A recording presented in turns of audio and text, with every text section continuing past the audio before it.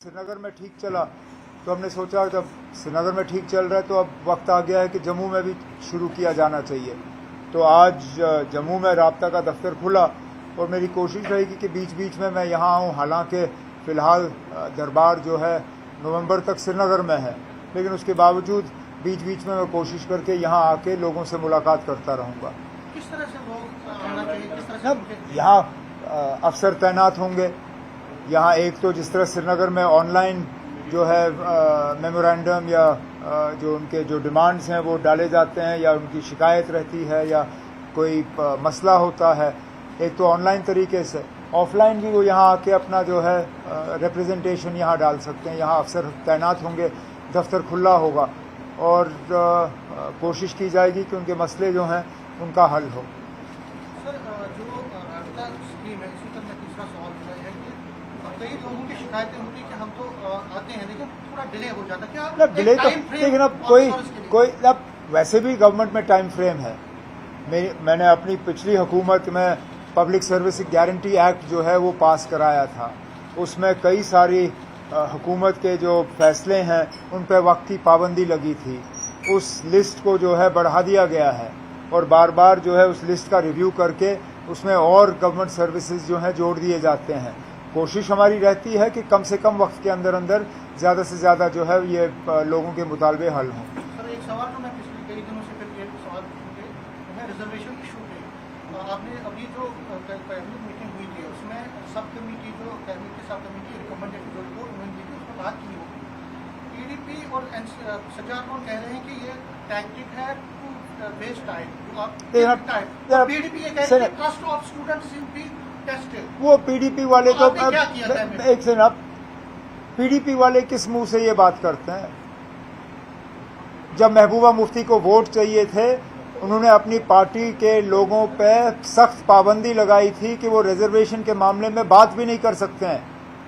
मैं वो ट्वीट के रिकॉर्ड निकालूं जो उस वक्त पीडीपी ने और महबूबा मुफ्ती ने अपने हैंडल से डाले थे कि nobody in the party is authorised to speak on reservation. क्योंकि उस वक्त महबूबा मुफ्ती साहिबा अनंतनाग से इलेक्शन लड़ रही थी, उनको रजौरी पुंछ से वोट चाहिए थे और इसलिए वो रिजर्वेशन के मामले पे खामोश रहीं। उस वक्त उन्होंने रिजर्वेशन पे बात क्यों नहीं की? उस वक्त वोट हासिल करने के लिए महबूबा मुफ्ती ने रिजर्वेशन के मामले पे न सिर्फ खामोशी अदा की बल्कि सौदा किया। आज उनको अचानक रिजर्वेशन के मामले पे लोगों के साथ हमदर्दी नजर आ रही है। ये हमदर्दी तब दिखनी चाहिए थी जब वो इलेक्शन लड़ रही थी। तो पीडीपी और इन बाकियों को कोई सजाद लोन साहब के बारे में हम क्या कहें? 5 साल तो वो हुकूमत के करीब रहे जब ये सारा कुछ हुआ। हम लोग तो बाहर थे, हम लोगों को सरकारी मकानों से निकाला गया, हमारी सिक्योरिटियां कम की गई। वो तो सरकारी मकान में बैठा हुआ था, हुकूमत के करीब था। उस वक्त उन्होंने रिजर्वेशन के खिलाफ बात क्यों नहीं की? लेकिन अब अगर मुझे वक्त ज़ाया करना होता मैं 6 महीने और देता सब कमेटी को। आप क्या करते? क्या आपके पास कोई तरीका था मुझे मजबूर करने पे कि मैं ये रिपोर्ट जो है 6 महीने के अंदर अंदर कंप्लीट करूं? कितनी कमेटियां हैं इस मुल्क में जिन्होंने वक्त के अंदर जो है अपनी रिपोर्ट तैयार की? आम तौर पे कमेटी बनती है 6 महीने करते करते सालों साल निकल जाते हैं। ये शायद पहली मर्तबा ऐसी बात की होगी कि कमेटी को 6 महीने दी गई और 6 महीने के अंदर अंदर उन्होंने अपना काम मुकम्मल किया। लेकिन रिपोर्ट को उसके बाद लॉ डिपार्टमेंट को एग्जामिन करना ही पड़ता है। आप इस प्रोसेस को हाईजैक नहीं कर सकते हो। It's a legal document, it requires legal examination. Cabinet ने इस रिपोर्ट को एक्सेप्ट करके लॉ डिपार्टमेंट को भेजा हुआ एग्जामिनेशन के लिए, अपने कमेंट्स के लिए। The report has come, we have taken the report, it has been sent to the law department now for comments.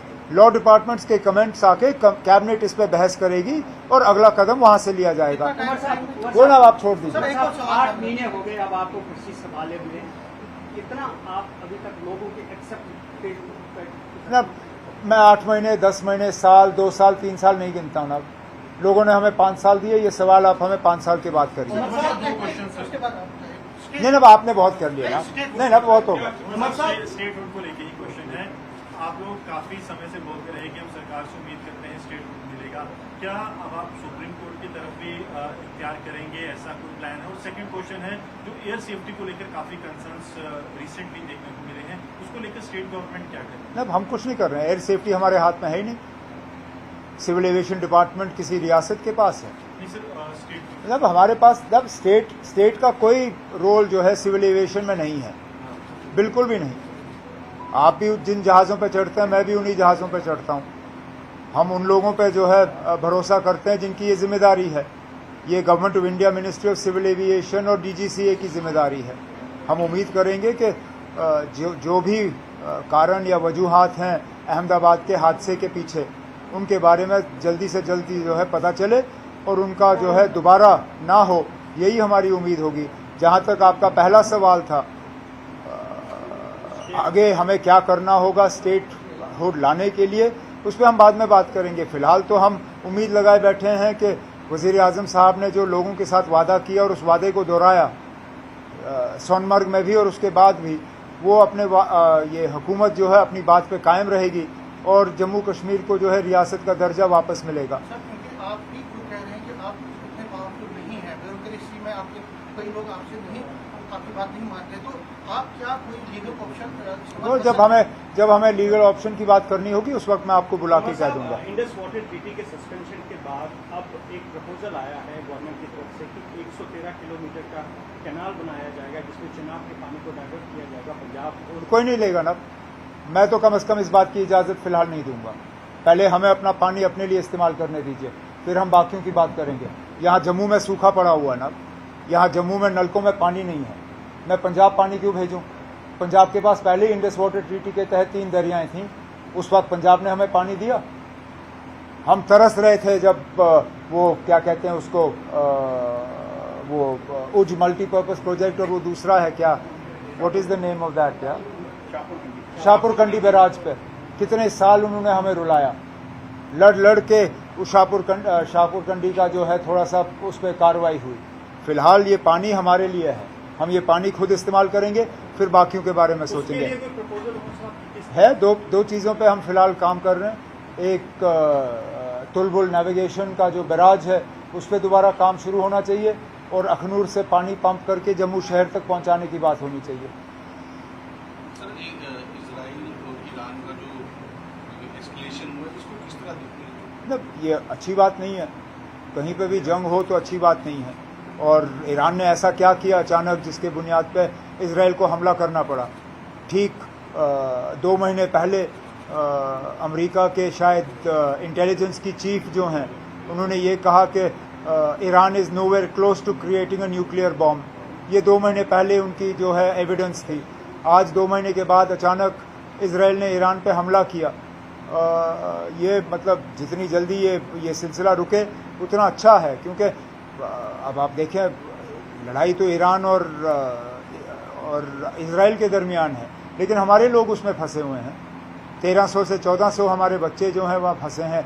अब एक एक करके हम उनको निकाल रहे हैं। 90 पहले निकले, अब 400 और हमने सेफ जगह मशहद तक पहुँचाया है। अब कोशिश की जा रही है कि सारे जो 6000 से ज़्यादा शायद स्टूडेंट्स ऑल इंडिया लेवल पे और 1600 के आसपास जम्मू कश्मीर के, उनको हम निकालने का काम कर रहे हैं। कब थोड़ा इशू हुआ था सर? वो थोड़ी सी लापरवाही रही दिल्ली में।